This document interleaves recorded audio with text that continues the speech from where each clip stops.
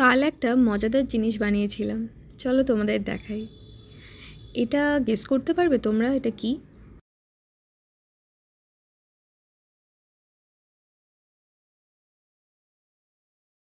পুরো জমে গেছে এখন। আসলে এটাকে ওভারনাইট ফ্রিজে রেখেছিলাম, তো সেই জন্য এখন এরম জমে গেছে।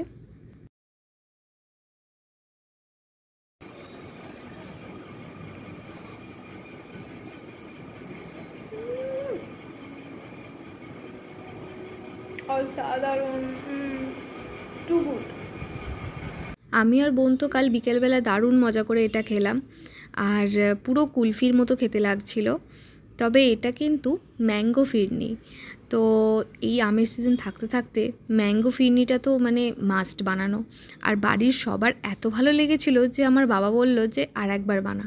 তো আমি এই যে চলে এসেছি রান্নাঘরে আর একবার বানাতে। আর এটা বানানোও ভীষণ ইজি। তো ভাবলাম তোমাদের সাথেও প্রসেসটা শেয়ার করি।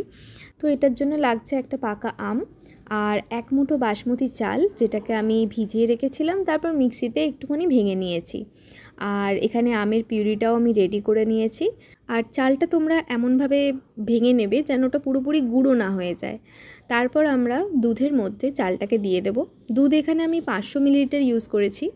আর তারপর চালটা যখন একটু সেদ্ধ হয়ে আসবে দিয়ে দেব খোয়া ক্ষীর। খোয়া ক্ষীরটা ওই 50 গ্রাম মতন আছে এখানে। তারপর এটাকে ভালো করে নাড়তে থাকতে হবে যতক্ষণ না চালটা পুরোপুরি সেদ্ধ হচ্ছে। এরপর আমি দিয়ে দেব এলাচ গুঁড়ো আর জায়ফল গুঁড়ো। একটুখানি জায়ফলটা দেবে আর একটা এলাচ। তারপর চালটা পুরোপুরি সেদ্ধ হয়ে গেলে এর মধ্যে আমের পিউরিটা মিশিয়ে দেবো। আর আমের পিউরি যেহেতু মিষ্টি, তাই জন্য চালটা সেদ্ধ হওয়াটা আগে জরুরি। তারপর এটা নাড়তে থাকতে হবে। আর দেখতেই পাচ্ছ কি সুন্দর একটা মিষ্টি মিষ্টি কালার এসেছে, একদম রসমালাইয়ের মতন দেখাচ্ছে। তারপর এর মধ্যে দিয়ে দেবো আমি 1 চিমটি নুন। 1 চিমটি নুন না যে কোনো মিষ্টি জিনিসে একটু লাগে, তো আমি ওটা দেখাতে এখানে ভুলে গেছি, বাট আমি বলে দিলাম। এরপর এর মধ্যে মিষ্টিটা দেবো। তো মিষ্টির জন্য আমি এখানে প্রায় 15টার মতন বাতাসা দিয়েছি। তো এবার এটাকে ভালো করে ফুটিয়ে নেব। আর রেডি হয়ে গেছে আমাদের ফিরনি। এটাকে এবার ঠান্ডা হতে দিতে হবে। তো আমি নামিয়ে নিয়ে ওটার মধ্যে কেশর দিয়ে দিলাম। কেশরটা দেওয়া কিন্তু মাস্ট, কারণ কেশরের জন্য একটা দারুণ ফ্লেভার আসবে। আর তারপর ওটাকে ঠান্ডা হয়ে গেলে ফ্রিজারে ঢুকিয়ে দেবো।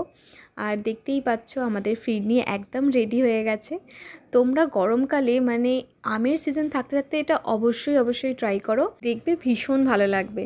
আর আইসক্রিম ফেলে লোকে এটা খাবে, সত্যি বলছি, অসাধারণ খেতে। যদি ভালো লাগে এই রেসিপিটা তাহলে অবশ্যই শেয়ার করো, সাবস্ক্রাইব করো আমার চ্যানেলকে। দেখা হচ্ছে পরের ভিডিওতে।